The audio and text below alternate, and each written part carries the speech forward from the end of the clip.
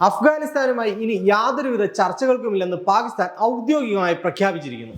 അതിർത്തി കടന്നുള്ള ഭീകരാക്രമണങ്ങൾ ആവർത്തിക്കുന്ന സാഹചര്യത്തിൽ താലിബാൻ ഭരണകൂടവുമായി നയതന്ത്ര ചർച്ചകൾ നടത്തുന്നതിൽ അർത്ഥമില്ലെന്നാണ് പാകിസ്ഥാൻ വിദേശകാര്യ മന്ത്രാലയം വ്യക്തമാക്കുന്നത്. സ്വന്തം മണ്ണിൽ പടരുന്ന തീ അണയ്ക്കാൻ കഴിയാതെ പാകിസ്ഥാൻ ഉഴലുമ്പോൾ ഈ പ്രഖ്യാപനം ദക്ഷിണേഷ്യൻ രാഷ്ട്രീയത്തിൽ വലിയൊരു മാറ്റത്തിന്റെ സൂചനയാണ് നൽകുന്നത്. പതിറ്റാണ്ടുകളായി ഇന്ത്യയെ ലക്ഷ്യം വെച്ച് തന്ത്രങ്ങൾ മെനഞ്ഞ പാകിസ്ഥാൻ ഇന്ന് സ്വന്തം നിലനിൽപ്പിനായുള്ള പോരാട്ടത്തിലാണ്. ചരിത്രത്തിലുടനീളം ഇന്ത്യയെ പ്രധാന ശത്രുവായി കണ്ട് കിഴക്കൻ അതിർത്തിയിൽ ശ്രദ്ധ കേന്ദ്രീകരിച്ച പാകിസ്ഥാൻ ഇന്ന് തീർത്തും അപ്രതീക്ഷിതമായ ഒരു പ്രതിസന്ധിയിലാണ്. ഒരേ സമയം രണ്ട് അതിർത്തിയിൽ യുദ്ധസമാനമായ സാഹചര്യം, അതായത് ടു ഫ്രണ്ട് വാർ അവസ്ഥയിലേക്ക് ആ രാജ്യം എങ്ങനെ എത്തി?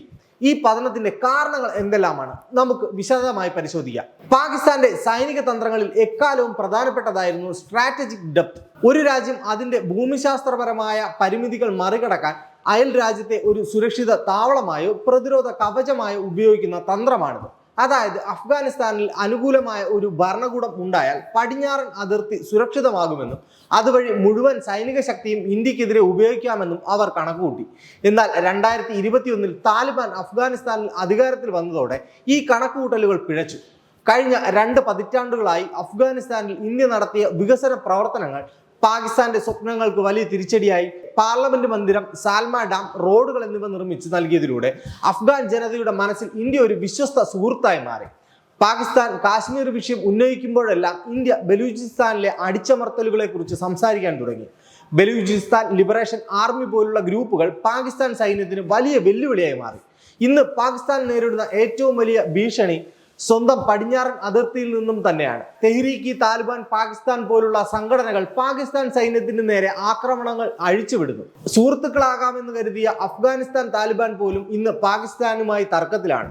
ചുരുക്കത്തിൽ കിഴക്ക് ഇന്ത്യയെ പേടിക്കുമ്പോൾ പടിഞ്ഞാറ് ഭാഗത്ത് പാകിസ്ഥാന്റെ ചിലവിൽ വളർന്നു വന്ന ഭീകര സംഘടനകൾ തന്നെ പാകിസ്ഥാനെ ആക്രമിക്കുന്ന അവസ്ഥയാണെന്ന്. ഇതിനെ ഫ്രാങ്കിസ്റ്റൈൻ എഫക്ട് എന്നാണ് വിളിക്കാറുള്ളത്. മറ്റുള്ളവരെ ഉപദ്രവിക്കാൻ വേണ്ടി വളർത്തിയെടുക്കുന്ന ശക്തികൾ ഒടുവിൽ സൃഷ്ടാവിനെ തന്നെ തിരിഞ്ഞുകൊത്തുന്ന അവസ്ഥ.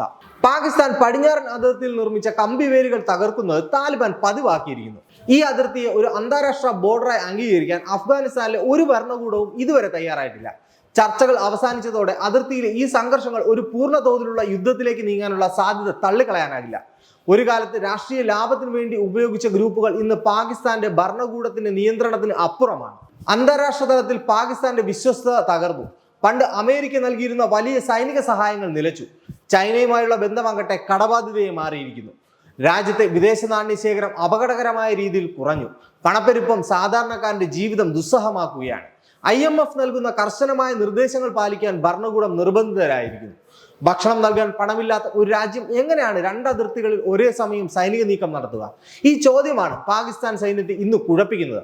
പാകിസ്ഥാന്റെ പതനത്തിന് മറ്റൊരു പ്രധാന കാരണം അവിടുത്തെ രാഷ്ട്രീയത്തിൽ സൈന്യത്തിലുള്ള അമിതമായ സ്വാധീനമാണ്. ജനാധിപത്യ രീതിയിൽ തിരഞ്ഞെടുക്കപ്പെട്ട സർക്കാരുകളെക്കാൾ സൈന്യം അധികാരം കൈയാളുമ്പോൾ രാജ്യം ഒരു ഗാരിസൺ സ്റ്റേറ്റ് ആയി മാറുന്നു. അയൽ രാജ്യങ്ങളെ എപ്പോഴും ശത്രുക്കളായി ചിത്രീകരിച്ചാൽ മാത്രമേ സൈന്യത്തിന് അവിടെ പ്രാധാന്യം നിലനിർത്താൻ കഴിയൂ. എന്നാൽ ഇന്ന് ആഭ്യന്തര സുരക്ഷ പോലും ഉറപ്പാക്കാൻ കഴിയാത്ത അവസ്ഥയിലേക്ക് സൈന്യത്തിന് നേരെ ജനങ്ങൾക്കിടയിൽ നിന്നും തന്നെ പ്രതിഷേധങ്ങൾ ഉയരുന്നു എന്നത് ശ്രദ്ധേയമാണ്. പാകിസ്ഥാൻ ഇന്ന് ഒരു വലിയ കെണിയിലാണ്. ഇന്ത്യയുമായുള്ള